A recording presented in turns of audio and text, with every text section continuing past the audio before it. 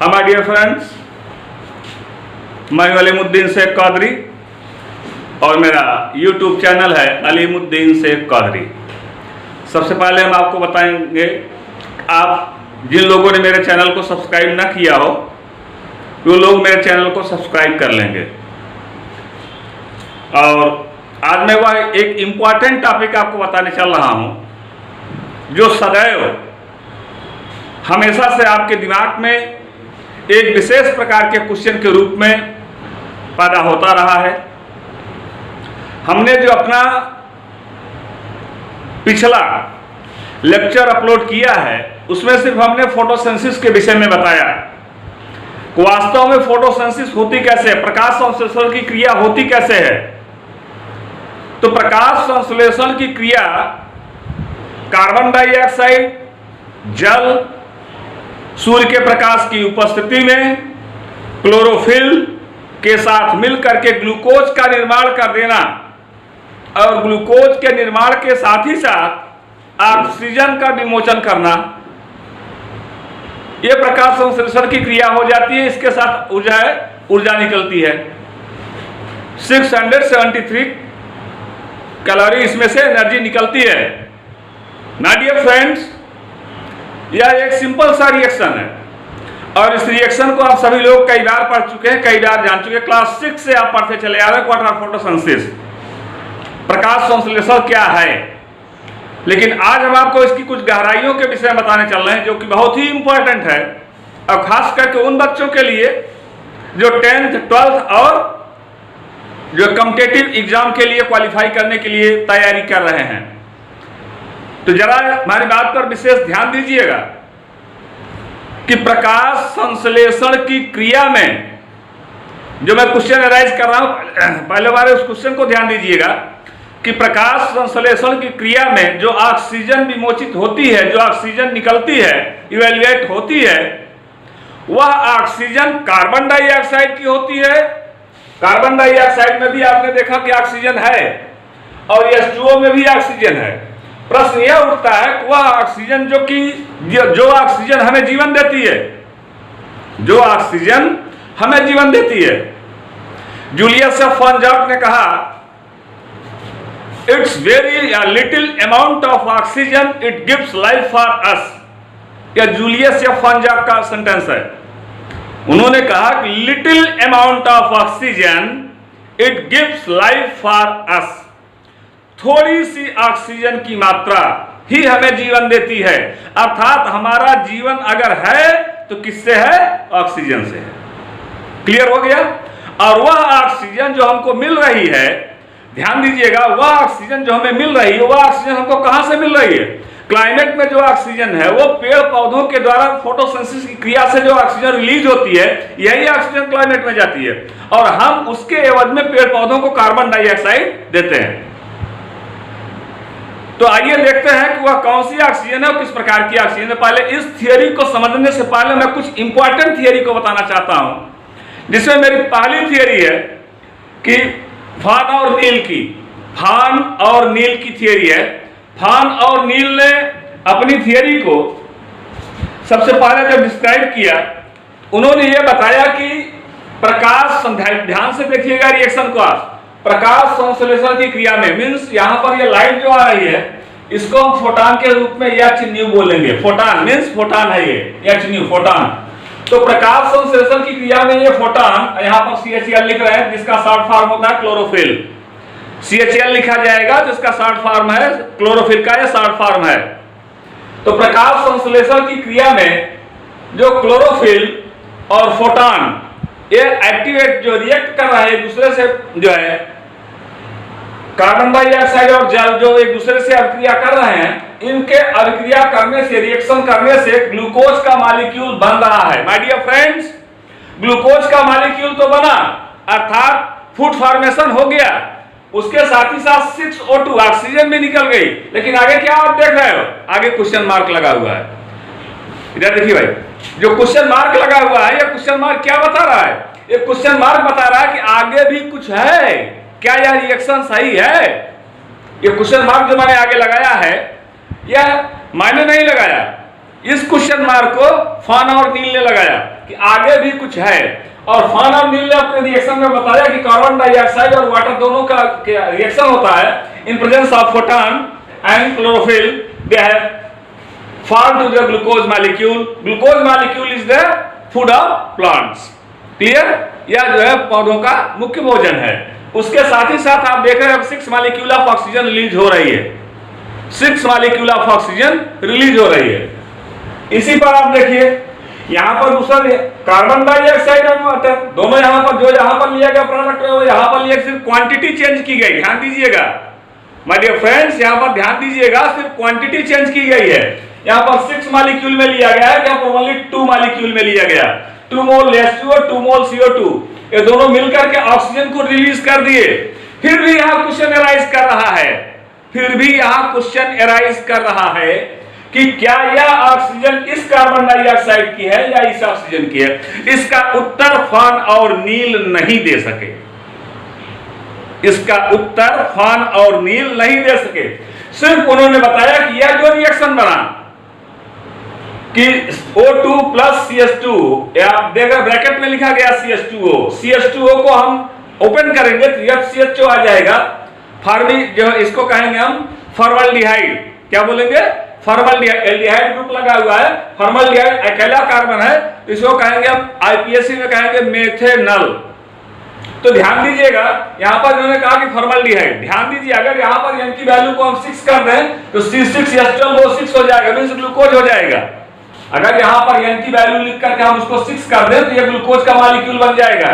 लेकिन उन्होंने ऐसा नहीं कहा, उन्होंने कहा सिर्फ अगर 2 मॉलिक्यूल में लिया जाएगा 2H2O plus 2CO2 is equal to O2 plus CH2O plus H2O, तो क्या यह भी रिएक्शन सही है?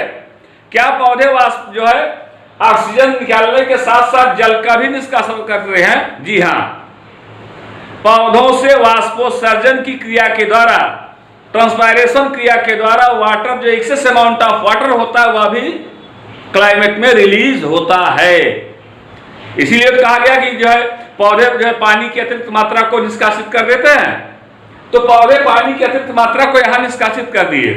अब देखिएगा थर्ड रिएक्शन, अगर यहीं पर सल्फर बैक्टीरिया आ गए, भाई प्लांट है, प्लांट के केस में आप लोगों ने देखा लेग्यूमिनोसी का प्लांट है, लेग्यूमिनोसी का प्लांट है, फैमिली लेग्यूमिनोसी या फैमिली फैबेसी या फैमिली पैपावरेसी, तीनों फैमिली के एक ही नाम है। ध्यान दीजिए मैंने अपने लेक्चर में दिया, अपलोड किया है अपने चैनल पर। फैबेसी, लेग्यूमिनोसी और पैपिलियोनेसी। फैबेसी उसका आधुनिक नाम है, लेग्यूमिनोसी कहा गया तो इसमें लेग्यूम बनते हैं, पत्ते बनते हैं। पैपिलियोनेसी कहा गया तो पैपावरेसी में वह शुरुआत में जब सीड का फॉर्मेशन करता है तो पैपावरेट के फॉर्म में करता है, इसीलिए उसके 3 नाम दिए गए, फैबेसी, लेग्यूमिनोसी, पैपावरेसी, ये 3 नाम दिए गए। तो यहां पर देखिएगा ऐसे डाइकोटिलेडोन्स प्लांट की रूट्स में जो रूट नोड्यूल्स पाए जाते हैं, रूट नोड्यूल्स जड़ में जो गांठें पाई जाती है, इस तरह से आप देखिएगा प्लांट्स का ये रूट है, तो रूट में इस तरह से ये जो है यहाँ पर इस तरह से गांठें पाई जाएंगी, इन्हीं को हम बोलेंगे रूट नोड्यूल। क्या बोलेंगे? रूट नोड्यूल बोलेंगे। अगर ये रूट नोड्यूल्स में यहाँ पर गांठें पाई जाए, इन्हीं गांठों में राइजोबियम, नाइट्रोसोमोनास ओराइजा, नाइट्रोसोबैक्टर नामक बैक्टीरिया इसी गांठों में पाए जाते हैं। और यही वे गांठें हैं, यही इन्हीं गांठों में पाए जाने वाले वे बैक्टीरिया हैं जो कि आसानी पूर्वक, ये वही बैक्टीरिया है जो कि आसानी पूर्वक क्लाइमेट की ऑक्सीजन को अडॉप्ट करते हैं, क्लाइमेट की ऑक्सीजन को अडॉप्ट करते हैं। क्लाइमेट में जो एक्सेस अमाउंट ऑफ नाइट्रोजन है 78.6% जो नाइट्रोजन क्लाइमेट में है, उस नाइट्रोजन को अडॉप्ट करते हैं और नाइट्रोजन को अडॉप्ट करके नाइट्रेट में कन्वर्ट करते हैं, फिर नाइट्रेट को का जो है नाइट्राइट में कन्वर्ट करते हैं, फिर नाइट्राइट को अमोनिफिकेशन की क्रिया के द्वारा अमोनिया में कन्वर्ट करते हैं, फिर अमोनिया हाइबर प्रोसेस के द्वारा ब्रेकडाउन होती है। तो अमोनिया हाइबर प्रोसेस के द्वारा जब ब्रेकडाउन होती है तो आप देखेंगे यहाँ पर रिएक्शन मैं दे रहा हूं ट्वाइस NH3 का, तो ये रिएक्शन आप देखिए कि N2 + 3H2, क्लियर हो गया। नाइट्रोजन और हाइड्रोजन ये दोनों गैसों के रूप में बाहर निकल गए। यही निकली हुई नाइट्रोजन ही पेड़ पौधों के लिए सबसे ज्यादा वर्क करती है, सबसे ज्यादा कार्य करती है, उसके डेवलपमेंट के लिए, उसके विकास के लिए सबसे ज्यादा कार्य करती है। तो यह रिएक्शन दिया, तो यह रिएक्शन चला जो है राइजोबियम बैक्टीरिया या नाइट्रोसोमोनास ओराइजा बैक्टीरिया, नाइट्रोसोबैक्टर नामक बैक्टीरिया के द्वारा, जो कि हरे गंधक जीवाणु कहे गए, जिनको कहा गया हरे गंधक जीवाणु। तो इन्होंने बताया, हरे गंधक जीवाणु के विषय में बताया कि हाइड्रोजन सल्फाइड कार्बन डाइऑक्साइड के साथ मिलकर के सल्फर को अलग कर देता है। माय डियर फ्रेंड्स, ध्यान दीजिएगा, यदि ऐसी क्रिया होती तो हम आज अपने खेतों में, अपनी फील्ड में सल्फर का अलग से छिड़काव न करते। यूरिया का छिड़काव करते हैं, सल्फर का छिड़काव करते हैं, लेकिन लेग्यूमिनोसी के प्लांट में हम सल्फर का छिड़काव नहीं करते। लेग्यूमिनोसी के प्लांट में हम यूरिया का छिड़काव नहीं करते। रीजन उसका क्या है? रीजन उसका यह है कि लेग्यूमिनोसी की रूट्स में सल्फर के हरे गंधक बैक्टीरिया जो होते हैं, हरे गंधक जीवाणु जो होते हैं, वो सल्फर के अमाउंट को भी निकालते रहते हैं। तो सल्फर भी मिलता है, साथ ही साथ नाइट्रोजन भी मिलता है। इसीलिए जितने भी द्विबीजपत्री पौधे हैं, डाइकोटिलेडोनिक प्लांट हैं, जितने भी डाइकोटिलेडोनिक प्लांट हैं, उन सभी प्लांट में आपको यूरिया नहीं देना पड़ चाहिए। क्यों? क्योंकि उसको यूरिया जो होती है NH2CO जिसका मॉलिक्यूलर वेट 60 है, NH2CO ये क्लाइमेट से बैक्टीरिया के द्वारा अपने आप ये जो डिकम्पोज होकर के मिलता रहता है, जिससे पौधे आसानी पूर्वक अपनी लंबाई में विकास करते रहते हैं। आगे देखते हैं, अगला रिएक्शन दिया गया CO2 carbon dioxide plus 2H2A, मैंने A लिखा है, यहां पर ध्यान दीजिएगा। A इज द सब्सटेंस, कोई भी सब्सटेंस हो सकता है, ऑक्सीजन लीजिए, सल्फर लीजिए, जो भी आपकी इच्छा हो लीजिए। तो यहां पर CO2 प्लस 2H2A कर दिया हमने, तो CH2O मींस CH फॉर्मल्डिहाइड तो बन गया, और इसी को मैंने 6 के मॉलिक्यूल में ले लिया तो ये ग्लूकोज बन जाएगा, मींस C6H12O6 हो जाएगा। अगर हम यहाँ 6 लिख देंगे तो मल्टीप्लाई करेंगे C6H12O6 हो जाएगा कि नहीं हो जाएगा? क्लियर है ना? तो क्लियर, ये C6H12 मींस ये प्लांट्स के लिए फूड हो जाएगा। जब पौधों के लिए भोजन हो जाएगा तो वहां पर आप देख रहे हैं जल की मात्रा भी निकल रही है, जो पौधों की पत्तियों के द्वारा जो है वो बाहर वाष्पोत्सर्जित हो जाती है। उसके साथ ही साथ जो सब्सटेंस हमने लिया है, यहाँ पर सल्फर लेंगे या ऑक्सीजन लेंगे, जो भी सब्सटेंस लेंगे वो बैक्टीरिया उस सब्सटेंस को डिकम्पोज करके बाहर निकाल देते हैं। वही जो सब्सटेंस ए के रूप में निकल रहा है, यही सब्सटेंस क्या करता है? बहुत ही तेजी के साथ वर्क करता है, बहुत ही तेजी के साथ कार्य करता है, और कार्य करके यह उनके डेवलपमेंट को, उनके विकास की क्रिया को बढ़ा देता है, पौधों के विकास की क्रिया को बढ़ा देता है। सल्फर पौधों को सदैव हरा भरा रखता है। क्लियर हो गया? तो यह रिएक्शन दिया गया। अभी आपने देखा यह रिएक्शन, जो मैंने अभी इस रिएक्शन के विषय में बताया आपको, इस रिएक्शन के विषय में आइए देखते हैं। अब यहाँ पर थोड़ा सा एक पॉइंट हमारे पास और बचता है कि CH2O, इसको हम कार्बोहाइड्रेट बोलते हैं। क्या बोलते हैं? कार्बोहाइड्रेट बोलते। Carbohydrate, carbon, hydrogen and oxygen. Carbohydrate is the mixture of carbon, hydrogen and oxygen. अब आइए देखते हैं कि यहाँ पर साइंटिस्ट रूबेन हासिद और कामेन, साइंटिस्ट रूबेन हासिद और कामेन सन 1940 में, सन 1940 और सन 1941, ध्यान दीजिएगा, 2 ईयर है।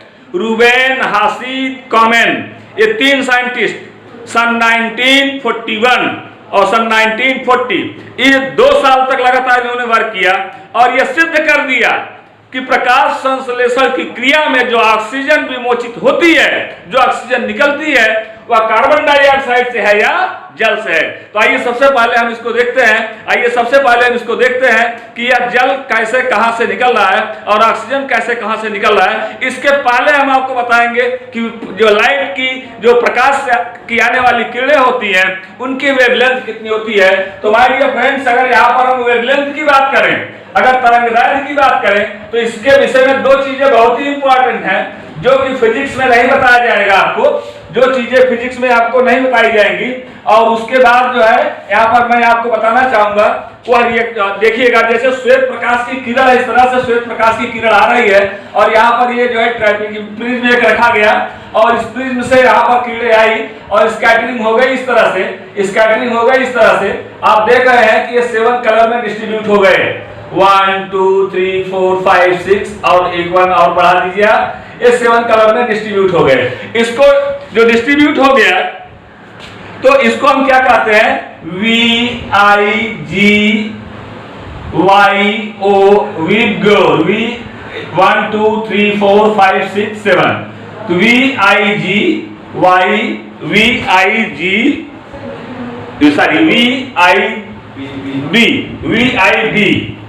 विग्यो, VIBGY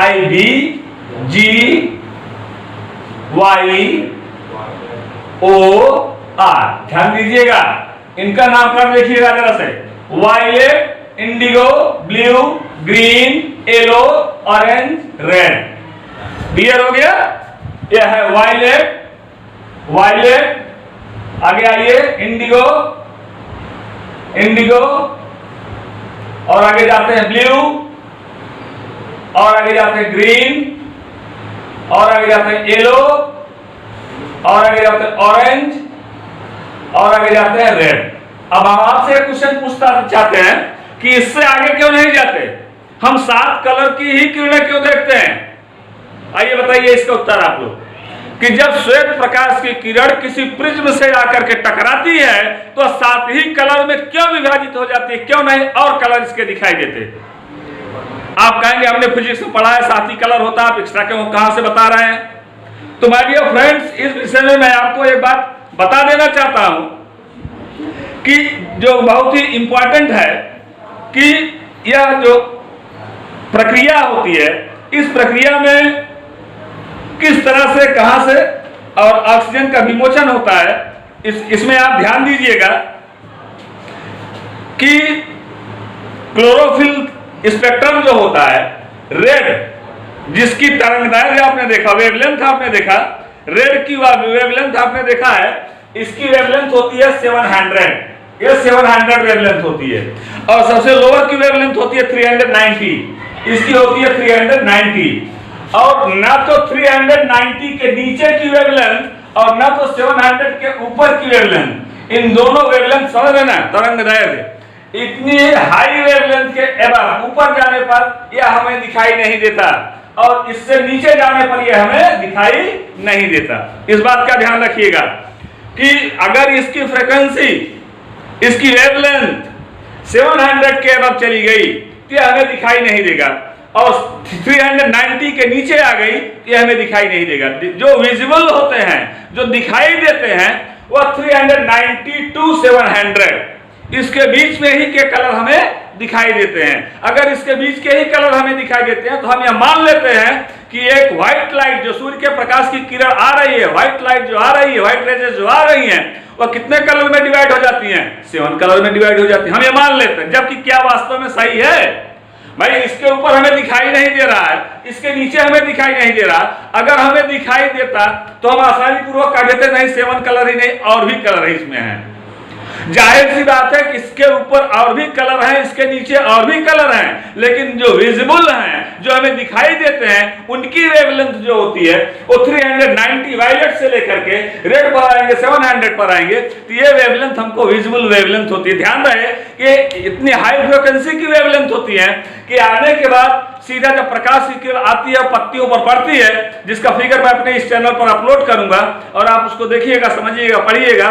जब ये किरणें, प्रकाश के किरणें जो आती हैं और आने के बाद टकरा करके पानी की बूंदों के साथ भी, अगर वाटर के वेपर ड्रॉपलेट्स हैं, पानी की बूंदें हैं, उससे भी टकरा करके 7 कलर में डिवाइड हो जाएंगी।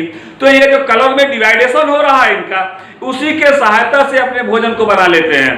प्लांट जो होते हैं इन्हीं लाइट से, इसीलिए लाइट बोला गया। अब लाइट पे कौन सी लाइट ले रहा है? वायलेट ले रहा है कि रेड ले रहा है? वायलेट है, इंडिगो है, ब्लू है, ग्रीन है, येलो है, ऑरेंज है, रेड है। तो हम क्या करते हैं, आज हम क्या देख रहे हैं? इतने ही कलर के फ्लावर देख रहे हैं, इतने ही कलर के जो है प्लांट्स देख रहे हैं। और जो कलर दिखाई दे रहा है, जो हाइब्रिड, जो हमने हाइब्रिड करके निकाले हैं, डिफरेंट कलर जो हमने निकाल दिए हैं, वह कलर किसका है? इन्हीं कलरों का आपस में हाइब्रिडाइजेशन है, संकरण है। उस संकरण की क्रिया के पश्चात इन कलरों को और हम जो है पैदा कर देते हैं। एक ऐसे प्लांट को ओरिजिनेट करते हैं, कैसे पौधे को पैदा करते हैं जिनका कलर, जिनके फ्लावर का कलर जो होता है वो डिफरेंट हो जाता है, तो वो इन कलरों से भिन्न हो जाता है। लेकिन वास्तव में बना हुआ किसका होता है? इन्हीं, क्योंकि वो भी फ्लावर जो कलर्ड होते हैं, जो इन कलरों में नहीं आ रहे हैं, वो भी हमको दिखाई देते हैं। अर्थात इन्हीं के कॉम्बिनेशन से एक नए कलर की, एक नए रंग की उत्पत्ति होती है। ये समझ में आ गया कि नहीं? तो इतना आप देख रहे हैं। तो आइए देखते हैं। अब यहाँ पर मैं इसको बताने के साथ ही साथ एक स्टेप का रिएक्शन लिख रहा हूं और इस रिएक्शन की सहायता से अभी ये क्लियर हो जाएगा कि जो हमने जो क्वेश्चन आपके सामने राइज किया, माय डियर फ्रेंड्स, जिसको बहुत ध्यान दीजिएगा, जो मैंने क्वेश्चन आपके सामने राइज किया है कि कार्बन डाइऑक्साइड और जल की सहायता से सूर्य के प्रकाश की उपस्थिति में क्लोरोफिल जो है वह पेड़ पौधों के साथ जो है प्रकाश की उपस्थिति में पत्तियां जो होती हैं वो भोजन का निर्माण करना शुरू कर देती हैं, अर्थात ग्लूकोज का निर्माण करना शुरू कर देती हैं। और ग्लूकोज के निर्माण के साथ ही साथ वे हमें ऑक्सीजन देती हैं। तो रूबेन हासिद और कामेन ने क्या कहा कि जो ऑक्सीजन निकलती है या कार्बन डाइऑक्साइड की है या जल की है, आइए देखते हैं या किसका जो है या किसका रिएक्शन है और किस प्रकार का रिएक्शन है। तो मैं रिएक्शन लिख करके आपको बताने चल रहा हूं। तो आप देख रहे हैं मैंने जो रिएक्शन दिया ये रूबेन हासिद और कामेन का रिएक्शन है। रूबेन हासिद और कामेन का रिएक्शन है। रूबेन हासिद और कामेन ने सन 1941 में और 1941 में यह सिद्ध कर दिया कि प्रकाश संश्लेषण की क्रिया में, फोटोसिंथेसिस की क्रिया में जो ऑक्सीजन निकलती है वह ऑक्सीजन किस कार्बन की है, कार्बन डाइऑक्साइड की कार्बन है या H2O की ऑक्सीजन है। देखिए रिएक्शन को ध्यान से, जिसके लिए रूबेन हासिद और कामेन तीनों साइंटिस्टों को नोबेल प्राइज दिया गया। माय डियर फ्रेंड्स, इस बात को ध्यान में रखिएगा, इन तीनों साइंटिस्टों को नोबेल प्राइज दिया गया है। सिर्फ इस बात पर नोबेल प्राइज दिया गया कि इन्होंने प्रूव कर दिया कि कौन सी जो है ऑक्सीजन है जिसके जो है डिकम्पोजिशन से, जिसके विघटन से ऑक्सीजन निकलती है, वही ऑक्सीजन जो हमें जीवन देती है। आइए देखते हैं रूबेन हासिद और कामेन का रिएक्शन जो है वह 6CO2, ध्यान दीजिएगा 6CO2 माने यहां पर जो है CO2 प्लस H2O, कार्बन का एटॉमिक वेट मैंने लिखा है 6, ऑक्सीजन का 16। ध्यान दीजिएगा ऑक्सीजन के 3 डेरिवेट होते हैं, ऑक्सीजन ऑक्सीजन ऑक्सीजन, इसके 3 डेरिवेट होते हैं। एक होता है ऑक्सीजन 8 16, ऑक्सीजन 8, ध्यान दीजिएगा ऑक्सीजन 8 17, ऑक्सीजन 8 18, ध्यान दीजिएगा ये तीनों ऑक्सीजन के जो है इनको कहा गया आइसोटोप्स। क्या बोला गया? आइसोटोप्स। ये तीनों आइसोटोप्स हैं, ये 8 16 8 17 8 18, ये ऑक्सीजन के 3 समस्थानिक होते हैं। ध्यान दीजिएगा इन तीनों समस्थानिकों में रूबेन हासिद और कामेन ने क्या किया कि यह देखा कि हम दोनों को लें, 16 को भी लिया 18 को भी लिया। जो कार्बन डाइऑक्साइड की, ध्यान देखिए रिएक्शन, जो कार्बन डाइऑक्साइड की ऑक्सीजन है उसका मॉलिक्यूलर वेट कितना है? 16 है, और जो जल की ऑक्सीजन है उसका मॉलिक्यूलर वेट कितना है? 18 है ना।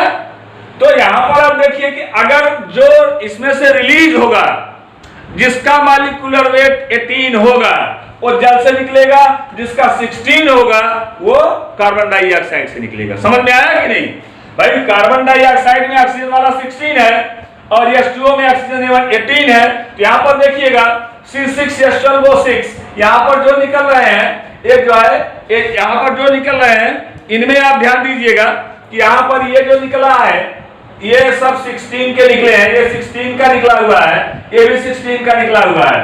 तो ये 16 को जो निकले हुए हैं, ध्यान दीजिएगा। अब आप ध्यान से रिएक्शन को समझिए। यहां पर CO2 में O2 देखिएगा, ध्यान दीजिएगा, यहां पर CO2 में O2 को देखिएगा तो O2 यहां से O2 आगे बढ़ रहा है। ध्यान से देखिएगा रिएक्शन आगे ले चल रहा है। एक बार यहां आया किस रूप में? ग्लूकोज के रूप में, अर्थात ग्लूकोज में जो ऑक्सीजन आई वह ऑक्सीजन किसकी है? किसकी है? Carbon dioxide. गुड, वह ऑक्सीजन किसकी है? कार्बन डाइऑक्साइड की। ग्लूकोज के अलावा जल में जो ऑक्सीजन निकल रही है वह ऑक्सीजन किसकी है? गुड, कार्बन डाइऑक्साइड की है। और H2O में जो ऑक्सीजन ली गई 18, वह ऑक्सीजन आगे बढ़ के देखिएगा, ये ऑक्सीजन जा रही आगे जा रही आगे जा रही यहाँ पर, और ये किस फॉर्म में निकल? ऑक्सीजन फॉर्म में। ये ऑक्सीजन का मॉलिक्यूलर वेट 18 है और यहाँ पर इसका मॉलिक्यूलर वेट 18 है। अब आप बताइए जो ऑक्सीजन पेड़ पौधों के द्वारा निकल रही है वह ऑक्सीजन कौन सी है? वह ऑक्सीजन कार्बन डाइऑक्साइड की है या वह ऑक्सीजन जल की है? किसकी है? जल की है। क्यों? क्योंकि जल की ऑक्सीजन इसलिए है कि जल में जो ऑक्सीजन है इसका मॉलिक्यूलर वेट कितना है? 18 है, और जो निकलने वाली ऑक्सीजन है इसका मॉलिक्यूलर वेट 18 है। तो माय डियर फ्रेंड्स, इस बात का ध्यान दीजिएगा कि जो 18 जो निकल रहा है इसको ध्यान दीजिएगा, जो 18 ये निकल रहा है यह 18 यह इंगित कर दे रहा है, बता दे रहा है, इन्फॉर्म कर दे रहा है कि यह 18 यह H2O का है, न कि कार्बन डाइऑक्साइड का है। तो इस तरह से आप लोगों ने इस रिएक्शन की सहायता से स्पष्ट कर लिया कि निकलने वाली कार्बन डाइऑक्साइड जो है अभिक्रिया जो हो रही है, इस अभिक्रिया में कार्बन डाइऑक्साइड और जल के साथ जो रिएक्शन हो रहा है, इस रिएक्शन में सूर्य के प्रकाश की उपस्थिति में क्लोरोफिल पर यहाँ पर स्टार लगा हुआ है, क्लोरोफिल पर यहाँ पर स्टार लगा हुआ है, जो ये बता रहा है कि एक साइट है, जो ये बता रहा है कि ये एक्साइट है। अर्थात अगर ऐसे स्टार लगा दिया जाए तो आप समझेंगे कि एक्साइटिंग क्लोरोफिल। अब ये क्लोरोफिल जो एक्साइट हुआ है और ये बना रहा है C6H12O6, अर्थात ग्लूकोज बनाया प्लस 6H2O जल बनाया प्लस 6O2। अब यहाँ पर जो ऑक्सीजन बनाया है, यही ऑक्सीजन वह ऑक्सीजन होती है जो पेड़ पौधे अपने जो है श्वसन की क्रिया के द्वारा, अपने ट्रांसपायरेशन की क्रिया के द्वारा, प्रकाश संश्लेषण की क्रिया के द्वारा वह ऑक्सीजन बाहर निकालते हैं, और यही वह ऑक्सीजन है जो हमें जीवन देती है। अर्थात यही ऑक्सीजन पेड़ पौधों के द्वारा निकाली जाती है। इसको किसने सिद्ध किया? रूबेन हासिद और कामेन ने सिद्ध किया। तो यह रहा है रूबेन हासिद और कामेन का रिएक्शन। और ये सारे रिएक्शनों के विषय में हैक्सलैग और केल्विन नाम के साइंटिस्टों ने किस प्रकार से रिएक्शन को अटैच किया, किस प्रकार से रिएक्शन को चलाया है, इसके लिए मैं हैक्सलैग साइकिल और केल्विन साइकिल के विषय में थोड़ा सा आपको बताना चाहूंगा कि हैक्सलैग साइकिल जो होती है और केल्विन साइकिल जो होती है, तो ध्यान दीजिएगा कि केल्विन साइकिल और हैक्सलैग साइकिल, केल्विन साइकिल दोनों साइकिलें जो होती हैं ये फोटोसिंथेसिस के प्रोसेस में चलती हैं, प्रकाश संश्लेषण की क्रिया में चलती हैं, और जिसमें कार्बोक्सिलेशन की क्रिया होती है। तो केल्विन साइकिल कार्बोक्सिलेशन साइकिल होती है। केल्विन साइकिल एक कार्बोक्सिलेशन साइकिल होती है, जिस साइकिल को मैं अपने इस चैनल पर अपलोड कर दे रहा हूं। आप लोग देखिए, उसको रीड करिए, उसको पढ़िए, और इस विषय में जो एनर्जी निकलती है वो लगातार जो है 8 ATP 6 ATP ऐसे ज्यादा से ज्यादा मॉलिक्यूल, ज्यादा से ज्यादा फॉर्म में एनर्जी निकलती है। तो कहीं पर 6 ATP एनर्जी निकलेगी, कहीं पर 8 ATP एनर्जी निकलेगी, कहीं पर 4 ATP एनर्जी निकलेगी। ये मैं अपने चैनल पर इस जो है अपने इस जो लेक्चर में अपलोड कर दे रहा हूं। हैक्सलैग साइकिल भी अपलोड कर दे रहा हूं, केल्विन साइकिल भी अपलोड कर दे रहा हूं। तो हैक्सलैग साइकिल और Calvin cycle my dear friends, ये दोनों साइकिलों को ऑलरेडी मैंने अपने पिछले फोटोसिंथेसिस के एपिसोड में जो मैंने लेक्चर दिया है, उस लेक्चर में ऑलरेडी मैंने इसका फुल एक्सप्लेनेशन कर दिया है।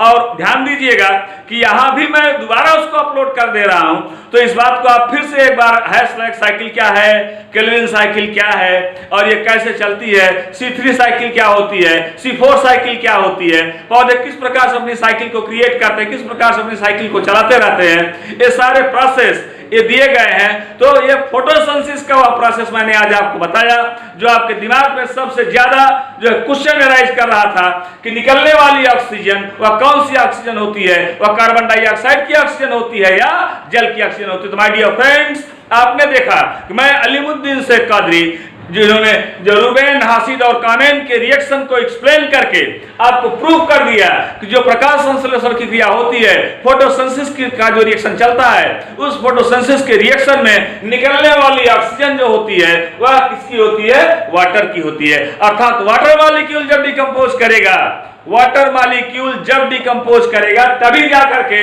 वह ऑक्सीजन विमोचित होगी, अन्यथा कार्बन डाइऑक्साइड की ऑक्सीजन विमोचित नहीं होगी।